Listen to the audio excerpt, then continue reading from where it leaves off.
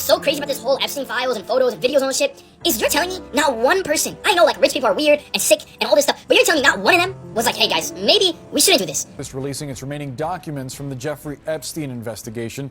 Deputy Attorney General Todd Bland saying the records will be posted throughout the day, including more than 2,000 videos, more than 180,000 images, some of the material so explicit you have to verify being an adult before you can actually access it. Many of Epstein's survivors have been publicly pushing for years to have these documents come out, but it took a law passed with near unanimous support in Congress to finally bring these documents to light. No bullshit, what is the point of the Epstein files if nothing is ever going to happen to the people in them? Is this just going to be an endless cycle of us getting horrific news and like pictures, text messages, emails, and then we just have to like move on with our lives and nothing happens to the people in those? About the topic, because I already know how this topic goes online. Yes, what happened was real. Yes, it was horrific. And yes, powerful people were involved. A lot of them. And yes, it should make you angry. We are not debating that. But I want to talk about something different. Something that keeps getting missed every single time a document drops or some new info drops. Because every time it happens, the internet reacts the same exact way. People flood timelines, emotions spike. God, you can feel it through some of these motherfuckers' videos. Like they really have some passion talking about this. Certain names trend, screenshots circulate, videos, the theories multiply, and everyone just becomes an investigator overnight. And then nothing actually changes. Not immediately, not structurally, not in the way people think it will. And that disconnect between exposure and closure is what this video is about. Because a lot of these people are expecting these documents to finish something, to end a chapter, to bring justice, to collapse a system, to finally wake everyone up. And that expectation is where the real misunderstanding lives. Babies were killed and eaten. Young girls were forcefully impregnated and forced to give birth to Jeffrey's children as part of a crazy eugenics scheme. There are victims buried on Donald Trump's golf course. Trump, Bill Clinton, and Bill Gates were all involved. Elon Musk was begging to go to those parties, and I'm sure I got the chance to attend one at some point. If this is what the DOJ was willing to release, and there's millions of more files that haven't been released, just imagine what is not being told. When any documents drop, people expect a movie ending. They expect villains named, consequences immediately forced, power structures to crumble, and moral resolution. Basically, they expect the credits to roll. If there's any other situation that I can recall that was like this recently, not like actually kind of like the Epstein files, was the David situation. It was to a point where people were spitting out the same exact shit every single video. And at some point, it wasn't even different people. And a lot of people thought they had it figured out. And even if they did, it wouldn't matter because the system has its own way of doing things in their own process. I still see videos on it to this day. Like, let's be for real, bro. That case will probably go on for God knows how long. Point is, when they found out the murder happened, they wanted justice. But real life doesn't work like that. Documents don't function like verdicts. They function like mirrors. They don't create corruption. They reveal what already exists. And revelation is not the same thing as removal. This is the part nobody likes hearing. Most people already knew. Not the exact details, but the shape of it, the pattern, the vibe, power protecting itself, money insulating consequences, institutions moving slow on purpose. At that, people in power not being good fucking people. Documents don't shock the system, they shock the public, and that difference matters. If you don't want to know more about the Epstein files, please swipe away, because the things I'm about to say is not about the CP, but the crazier things that you just didn't expect to be on this list. Starting out first, we have a baby with a chicken and another chicken. I don't know what the correlation between this is, but that's insane. Steph Curry, the greatest shooter of our generation, was literally exposed for funding Israel intelligence. And Jeffrey Epstein was literally sending emails to a person named Baal. And if you don't know, Baal is literally the name for Satan. Jeffrey Epstein was wanking off to Five Nights of Freddy. Not only that, he was perma-banned on Xbox Live in 2013, and if you know Xbox Live in 2013, you had to do something crazy to get banned back then. Good morning. President Trump signed the Epstein Files Transparency Act into law on November 19th, 2025, directing the Department of Justice to produce all documents, files, records, videos, and images related to the investigations and prosecutions of Jeffrey Epstein and Ghislaine Maxwell. I'm here today to talk about the department's compliance with its production obligations under the Act, around, I think right now, and continuing throughout the day-to-day as the indexing and uploading completes.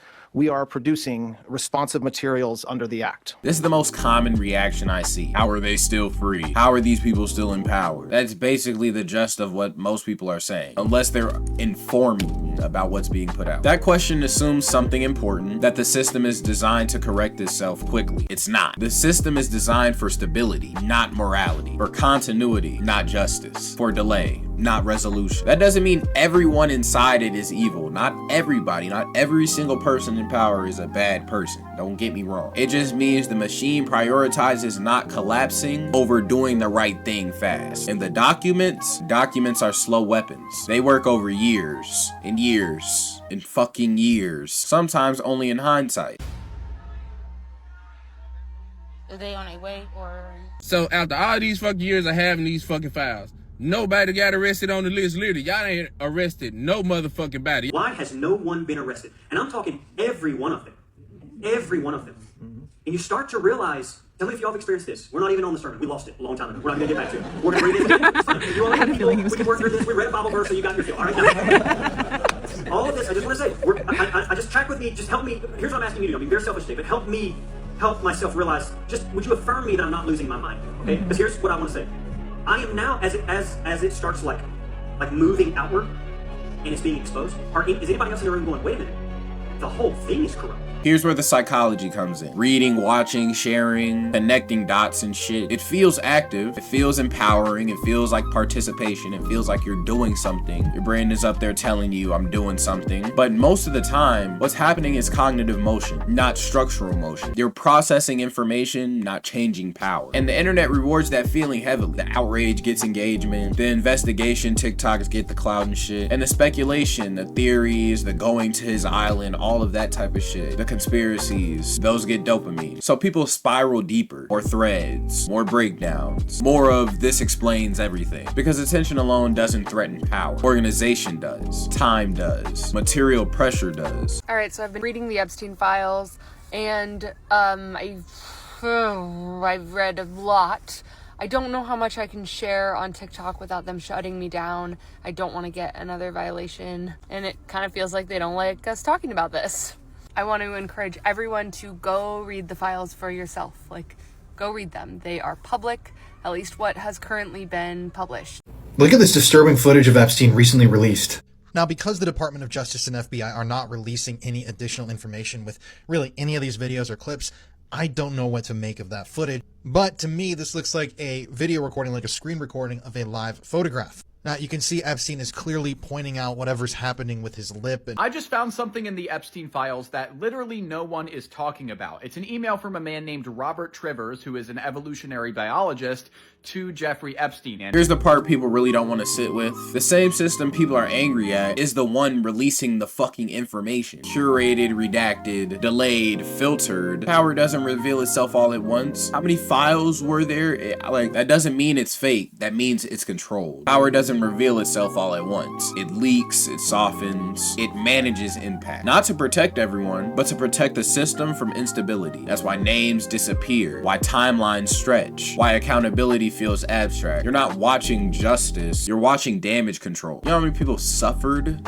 behind this shit already, bro? Like, people don't just want the truth, they want villains. Names give shape to anger, they give direction, they give a target. A system is too big to hate, a name isn't. So people fixate on lists, on redactions, on who hasn't been named yet. But here's the uncomfortable truth. Knowing names doesn't dismantle networks. Power isn't held by individuals alone. It's held by incentives, silence, money, and mutual protection. That's why exposure rarely feels satisfying, because it doesn't collapse the web, it just lights up one strand. No bullshit. What is the point of the Epstein files if nothing is ever going to happen to the people in them? Is this just going to be an endless cycle of us getting horrific news and like pictures, text messages, emails, and then we just have to like move on with our lives and nothing happens to the people in those? There's literally nothing that's being achieved here. One, it's not convincing people that, you know, Donald Trump or anyone else in there are bad. We already knew they were bad. We knew he was bad before his first presidential election. There's videos of him like berating women and saying all these horrible things, and we still hired him as president of the United States. We knew he was bad the second time he came around, and we hired him again as the president of the United States. It's gotten to the point now where the worst thing that I can conjure up in my head of a human being doing to another, they're doing them. And like even worse somehow. So every week when something new comes out, I'm just like, bro, I already knew these guys were already at the bottom of the barrel for me. Like, they can't go lower. This is not shocking anymore. Don't take the bait. The Epstein drop this weekend is a classic narcissist abuser move. This is their version of love bombing. They are giving us just the bare minimum of what we need to hold on and to try to distract us and get us to go down our wormholes, investigating every little piece. And then a lot of those allegations and those files are going to turn out to be false. I'm a very strong advocate of believing the survivors, but they are purposely curating files that are dead ends and putting those out there saying that this is the last drop, this is absolute transparency, when in fact we know this is only 50%. They're still holding on to the most incriminating files and calling them sealed and just buying time. That's what a narcissist is going to do. Let me be clear, this is not a nihilism video. Truth matters, documents matter, history matters. But expecting immediate emotional payoff from information is a setup for disappointment. Documents are seeds, not explosions. They shape future investigations, cultural memory, institutional pressure, and long-term consequences. Just not on TikTok timeline. Closure is a personal concept, not a political one. Systems don't give closure, they give outcomes, slowly. Waiting for a document to emotionally resolve something this large is like waiting for a spreadsheet to grieve for you. That's not how humans work, and it's not how power works either. What actually brings change is boring as hell. Time, pressure, turnover, persistence, memory, none of that trends. What happens next isn't dramatic. Some people lose relevance, some quietly step back, some get protected, some face consequences years later, some never do. The system absorbs the shock, as it always does. And that doesn't mean resistance is pointless. It means resistance is long-term, and that's way harder to sell online. I'm gonna say this in the plainest way possible. When over 1 million pages has released and nothing fundamental has changed, the story is not stalling. It's not. It's completed. Because systems don't respond to volume, they respond to threat. And what this proved unmistakably is that disclosure itself is not a threat. So I'm gonna show you what's actually happening when files like this drop. The system is not asking, is this true? It's asking, does this interrupt continuity? And when the answer is no, the response is automatic. Slow it down, spread it out, turn it into a process, let attention fragment, let time finish the job, because time is the best solvent there is. And that's not a choice, it's how large systems preserve themselves. So every new batch is not reopening a story.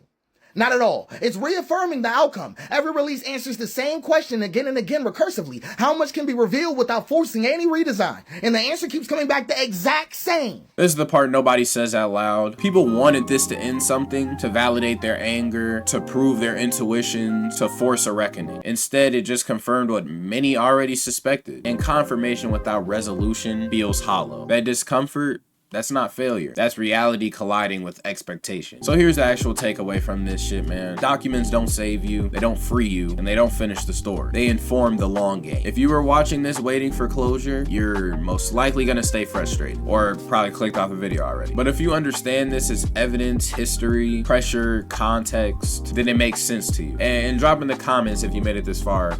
It makes sense. The system doesn't fall from revelation. It erodes from time, exposure, and replacement. And that process is slow, unsexy, and deeply unsatisfying to watch in real time. But understanding that difference between knowing and winning is the first step out of that constant outrage fatigue. And honestly, if this video made you less reactive and more clear-headed, then it already did more than most of the discourse online. And that means you should drop a like, subscribe on this video, man. Other than that, man, that's all I got for y'all guys today. I just wanted to speak on this little situation because I've been seeing it so much. I'm seeing a lot of people putting a lot of their energy towards it, and I don't think it deserves all of it. Maybe a little bit, not all of it. Other than that though, if you enjoyed this video, make sure you leave a like, subscribe, man. We're so close to 2,000 followers, man. And shit, I'm out this hoe.